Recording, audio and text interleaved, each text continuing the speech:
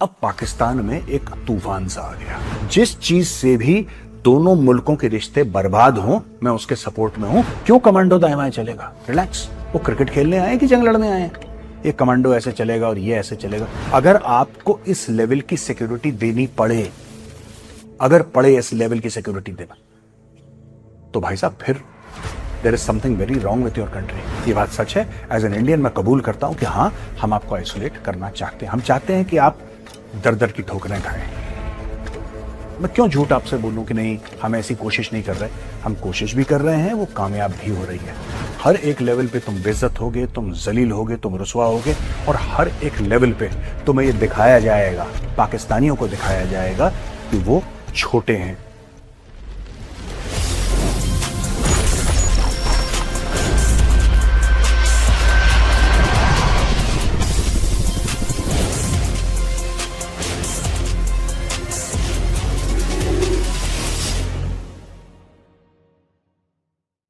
जय हिंद दोस्तों, मैं हूं मेजर गौरव आर्य और आप देख रहे हैं द चाणक्य डायलॉग्स। इस वीडियो को लाइक भी करिए और अपने मित्र मंडली में, अपने परिवारजनों के साथ शेयर भी कीजिए। दोस्तों, उसके पहले कि मैं वीडियो शुरू करूं, मैं चाहता हूं कि आप डिस्क्रिप्शन बॉक्स में जाएं, जहां पे मैंने एक लिंक पोस्ट कर रखा है, the other side of the disengagement tunnel.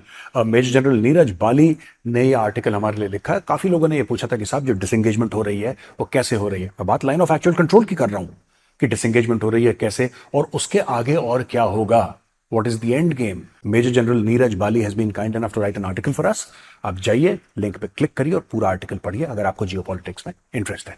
अब दोस्तों चलते हैं वीडियो की ओर। आज हम चलते हैं बहुत दिनों के बाद हम चलते हैं Pakistan.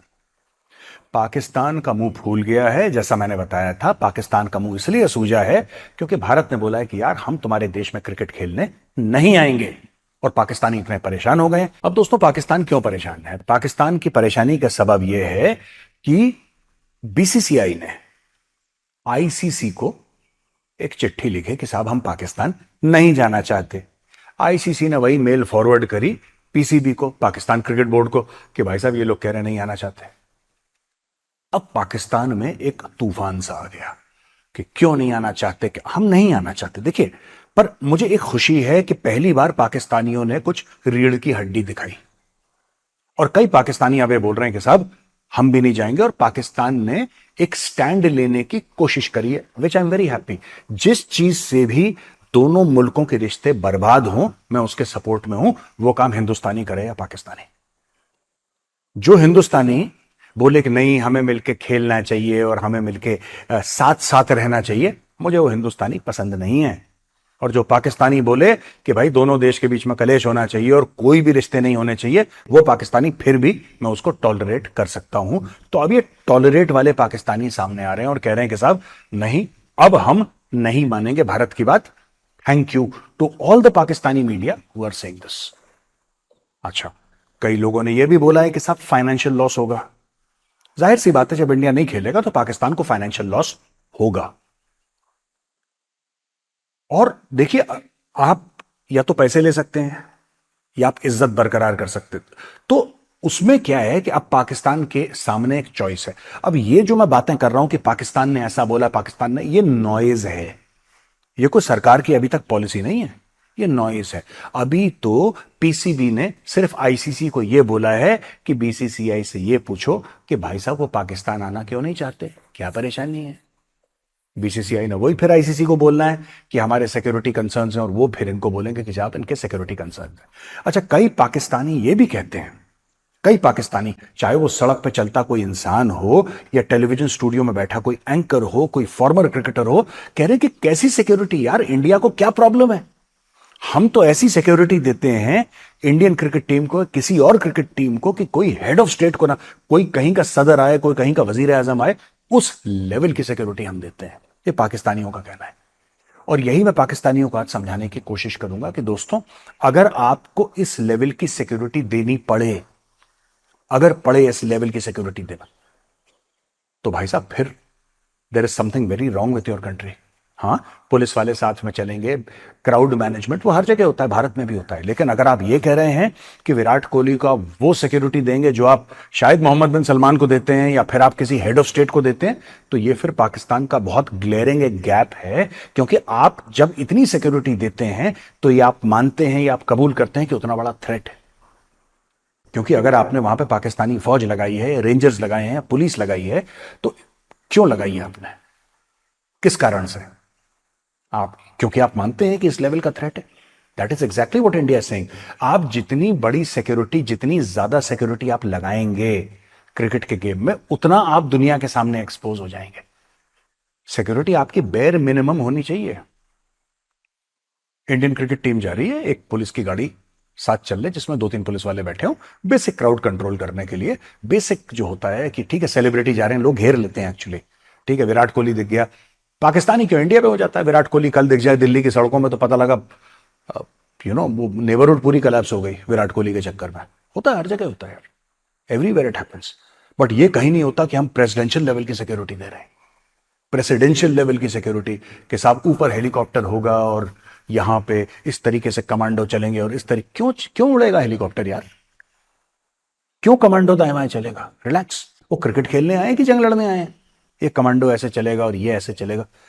That means you are accepting there is something very very seriously wrong. पाकिस्तानियों, एक बात मैं आपसे कहना चाहता हूं, चलो आप सिक्योरिटी हमारी क्रिकेट टीम को दे दोगे, चलो ठीक है, लेकिन क्या इंडिया से लोग नहीं जाएंगे देखने के लिए? जो दर्शक हैं, जो वहां पे देखने के लिए जाएंगे, जो फैंस हैं, उनको भी सिक्योरिटी दोगे? उनके साथ भी ऊपर हेलीकॉप्टर, नीचे कमांडो लगाओगे?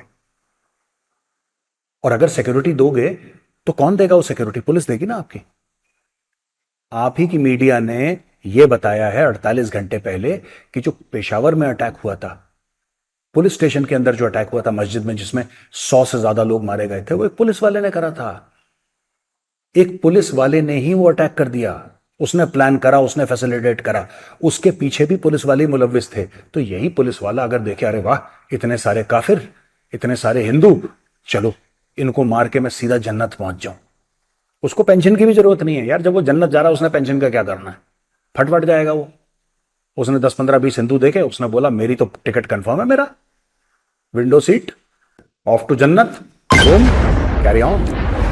अच्छा, पाकिस्तानियों को मैं एक और बात बता दूं, इनफैक्ट 2 बातें और बताता हूं। देखिए ना, ऐसा है कि कई पाकिस्तानी, मुझसे भी उनका बातचीत होती रहती है पाकिस्तानियों से, कि साहब इंडिया हमें आइसोलेट करना चाहता है। ये पाकिस्तानी कहते हैं, अक्सर कहते हैं कि इंडिया हमें आइसोलेट करना चाहता है। ये बात सच है, ये बात सच है। एज एन इंडियन मैं कबूल करता हूं कि हां, हम आपको आइसोलेट करना चाहते हैं। हम चाहते हैं कि आप दर दर की ठोकरें खाएं। मैं क्यों झूठ आपसे बोलूं कि नहीं, हम ऐसी कोशिश नहीं कर रहे। हम कोशिश भी कर रहे हैं, वो कामयाब भी हो रही है। आप एफएटीएफ की ग्रे लिस्ट में थे, आपने आई थिंक 27 में से 26 पॉइंट अपने पूरे कर लिए थे, तब भी 2 साल तक आप और रगड़े गए एफएटीएफ की ग्रे लिस्ट में। वो किसने करवाया? इंडिया ने करवाया। ठीक है, हम ऐसा करवाते रहेंगे और आपके रास्ते में कांटे बोते रहेंगे जब तक आप उस रास्ते पर चलना ना छोड़ दें। हम ऐसा कर क्यों रहे हैं? हम ऐसा क्यों कर रहे हैं? दोस्तों देखिए, भारत ने जवाब देना शुरू कर दिया है। आपको बड़ी खुजली थी ना, मुजाहिदीन जाएंगे कश्मीर में, बहुत खुजली थी पाकिस्तानियों को, ये मुजाहिद हैं और ये गजवाए हिंद करेंगे। गजवाए हिंद नहीं करेंगे, हम तुम्हारा करेंगे गजवाए हिंद, रुक जाओ तुम। ठीक है, हर एक लेवल पे, हर एक लेवल पे तुम बेइज्जत होगे, तुम जलील होगे, तुम रुसवा होगे, और हर एक लेवल पे तुम्हें यह दिखाया जाएगा, पाकिस्तानियों को दिखाया जाएगा कि वो छोटे हैं, वो कम हैं, वो किसी लायक नहीं है। आपको क्या लग रहा है आज की तारीख में, ये जो आईएमएफ कह रहा है कि साहब हम आपको लोन नहीं देंगे और हम थोड़ा सा रिकंसिडर करना चाहेंगे, दोबारा एक मीटिंग करना चाहेंगे, ये कैसे हो रहा है? ये क्यों हो रहा है? अचानक आपके दोस्त जो कल तक आपको ब्लैंक चेक देते थे कि लो, कि 80 भी मुसलमान थे, तुझसे भी मुसलमान लो, कितने, 1 अरब चाहिए 2 अरब लो, 2 चाहिए 4 लो, 4 चाहिए 8 लो, 8 दूनी 16, वो अचानक मुंह क्यों मोड़ रहे हैं? वो कहते हैं कि 10-10 अरब की इन्वेस्टमेंट करेंगे। सऊदी अरब ने बोला 10 अरब की इन्वेस्टमेंट। कहां है वो इन्वेस्टमेंट? कितने सालों से मैं सुन रहा हूं, हम इन्वेस्टमेंट करेंगे, हम तेल निकालेंगे, हम ये करेंगे, वो करेंगे। वो कहां गई इन्वेस्टमेंट जो पाकिस्तान में होनी थी? इसके पीछे क्या है राज? इसके पीछे यह है कि आपको कश्मीर चाहिए। मिल गया कश्मीर, आपकी नाक से, आपके मुंह से, आपके कान से और बाकी जगहों से ये कश्मीर का जो जिहाद का जो भूत है ना, इसको धीरे धीरे निकाल लेंगे, धीरे धीरे from every place. It will be taken out slowly and slowly, जब तक कि जिहाद का भूत आपके अंदर से खत्म ना हो जाए। आप भेजते हैं लोग अपने आतंकवादी भेजते हैं 26/11 करने के लिए, फिर आप बहुत स्मार्ट बनने की कोशिश करते हैं। आप ये कहते हैं कि साहब इससे कोई फर्क नहीं पड़ता, ये तो हमारे यहाँ ही नहीं बनते, ये तो इंडिया ने खुद ही साजिश कर ली है, ये तो इंडिया की साजिश है, वो तो हिंदू था, उसने हाथ में वो लाल धागा बांध रखा था। आप क्या मतलब, you think people are stupid, people are fools, you are suffering. मैं पाकिस्तान को ये बोलना चाहता हूं कि आपको जलील किया जा रहा है। अब ये देखिए photograph, look at this photograph यार। मैं ये भी पाकिस्तानियों को दिखाना चाहता हूं, ये फोटोग्राफ देखें आप। ये किसकी फोटोग्राफ? शहबाज शरीफ पीछे खड़ा हुआ है, नौकर की तरह पीछे खड़ा हुआ है, बिल्कुल पीछे, हाथ बांधे हुए, गुमसुम जैसे खोया खोया सा। न्यूक्लियर पावर पाकिस्तान का एक प्राइम मिनिस्टर खड़ा हुआ है पीछे से, हाथ बांधे हुए, डरा हुआ, सहमा हुआ सा। न्यूक्लियर पावर, इसी का बड़ा गुमान है आप लोगों को, इसी का बहुत ज्यादा आप लोगों को एक फक्र है कि हम न्यूक्लियर पावर है। न्यूक्लियर पावर से कुछ नहीं होता। इंग्लैंड भी न्यूक्लियर पावर है, यूके है ना, UK is also nuclear power. कभी आपने देखा यूके के किसी बंदे को ये बोलते हुए कि हम न्यूक्लियर पावर है? ये खुजली सिर्फ पाकिस्तान को है। इतना नॉर्थ कोरिया तक नहीं बोलता जितना पाकिस्तान बोलता है। हर बंदा हमारे पास न्यूक्लियर पावर है, हमारे पास न्यूक्लियर पावर है। 2 कौड़ी का न्यूक्लियर पावर की वैल्यू नहीं है, 2 कौड़ी की, 2 कौड़ी की वैल्यू नहीं है। अगर वैल्यू होती न्यूक्लियर पावर की तो तुम्हारा प्रधानमंत्री आगे वाली सफ में खड़ा रहता, तुम्हारा प्रधानमंत्री आगे की लाइन में खड़ा रहता मोहम्मद बिन सलमान के। और मैं आपको एक और बात बताऊं, आजकल कोई एटम बम के बारे में बात नहीं करता, सिर्फ तुम जाहिल कौम हो पाकिस्तान की जिनको इतना ऑब्सेशन है। एटम बम है, साढ़े को एटम बम है, एटम बम है, एटम। अरे क्या एटम बम है? इज्जत तुम्हारी है नहीं हर जगह। पैंटें तुम्हारे प्रधानमंत्री की उतारी जाती हैं एयरपोर्ट पे, पासपोर्ट तुम्हारा बिल्कुल जमीन पे गिरा हुआ है।